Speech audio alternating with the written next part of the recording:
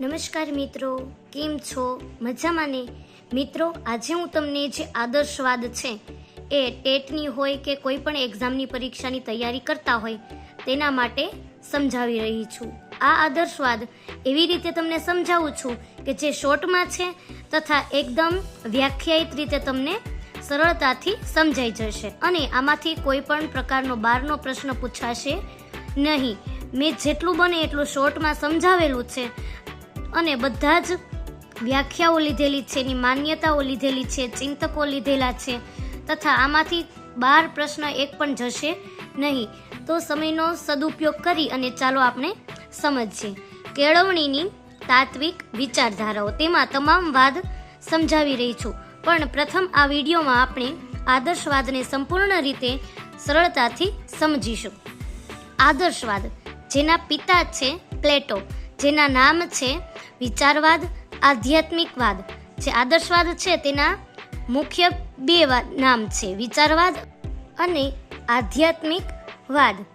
વિશ્વની સૌથી પ્રાચીન વિચારધારા છે. જે આદર્શવાદ છે તે વિશ્વની સૌથી પ્રાચીન વિચારધારા છે. નામ શું નામ છે તેના? વિચારવાદ, આધ્યાત્મિકતાવાદ અને બ્રહ્મવાદ. આમ ખાસ યાદ રાખજો, તેને બ્રહ્મવાદ પણ કહેવામાં આવે છે. આદર્શવાદના પિતા છે પ્લેટો.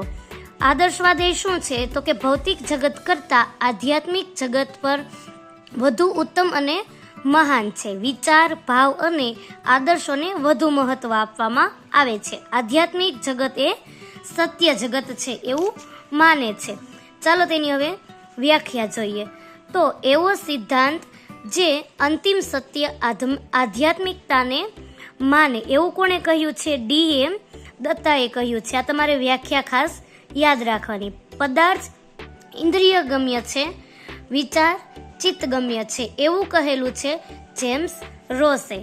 આદર્શવાદ માનવીના આધ્યાત્મિક પાસાને અગત્ય આપે છે, કારણ કે આદર્શવાદીઓ માટે આધ્યાત્મિક મૂલ્ય માનવ જીવનનું સૌથી વધુ મહત્વપૂર્ણ પાસું છે. આદર્શવાદથી ઉત્પન્ન થનાર શિક્ષણ દર્શન આધ્યાત્મિક દર્શન પર ભાર મૂકે છે. આ કહેલું છે હેન્ડરસને.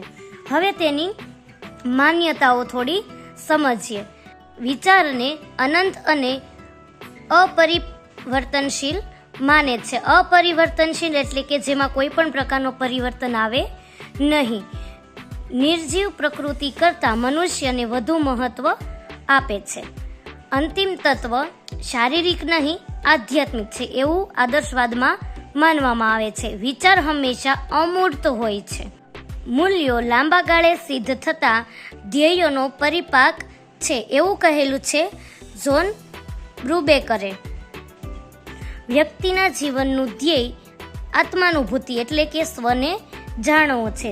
તેમાં ચિંતકો જોઈએ તો 2 પ્રકારના ચિંતકો હોય છે, ભારતીય ચિંતકો અને પશ્ચિમી ચિંતકો. ભારતીય ચિંતકોમાં આવશે સ્વામી વિવેકાનંદ, ગાંધીજી, મહર્ષિ શંકરાચાર્ય, વિનોબા ભાવે અને અરવિંદ ઘોષ.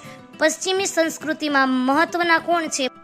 પ્લેટો, રૂસો, હર્બર્ટ ફ્રોબેલ, એરિસ્ટોટલ. હવે જોઈએ આદર્શવાદમાં કેવી રીતનો અભ્યાસક્રમ હોય છે. વૈચારિક કે અમૂર્ત વિચારને વધુ મહત્વ આપવામાં આવે છે. આધ્યાત્મિક મૂલ્યોને વધુ સ્થાન મળે છે.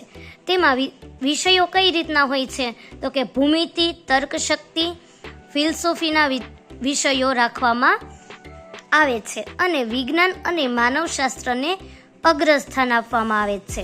જ્ઞાનાત્મક, ભાવાત્મક, ક્રિયાત્મક આ 3 બાબતોને સમન્વય કરી અને વિષયો તૈયાર કરવામાં આવે છે. અધ્યયન અધ્યાપન પદ્ધતિ કઈ રીતની હોય છે તો કે સોક્રેટિસની પ્રશ્નોત્તર પદ્ધતિ, વાદ વિવાદ પદ્ધતિ, વ્યાખ્યાયન પદ્ધતિ, સ્વાધ્યાય પદ્ધતિ, પ્લેટોની સંવાદ પદ્ધતિ, એરિસ્ટોટલની આગમન નિગમનની પદ્ધતિ, પેસ્ટ્રોલોજીની ઇન્દ્રિયોનું શિક્ષણ તથા ક્રિયાનું શિક્ષણ એ પદ્ધતિને સમાવેશ કરવામાં આવે છે. હર્બર્ટ સ્પેન્સરની નિદર્શન પદ્ધતિ, ફ્રોબેલની ખેલકૂદને પ્રાધાન્ય આપવામાં આવે છે. હવે જોઈએ તેનું શિક્ષણ કેવું હોય છે કે શિક્ષકનું સ્થાન ઉચ્ચ કક્ષાનું હોય છે.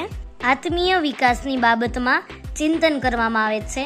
આત્માનુભૂતિની ભાવના કેળવવી, સંસ્કૃતિનું સંવર્ધન અને સંરક્ષણ કરવું, આ રીતે તેની શિક્ષણ પદ્ધતિ હોય છે.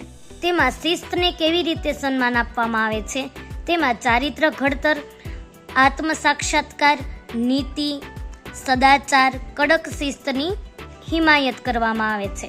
તેમાં શાળા કેવી રીતની હોય છે, તો કે પ્રભાવશાળી વાતાવરણ મળી રહે તે રીતે શાળાનું વાતાવરણ ઘડવામાં આવે છે. હવે પ્રકૃતિવાદ એ આપણે નેક્સ્ટ વિડીયોમાં જોઈશું. Thank you so much for watching this video.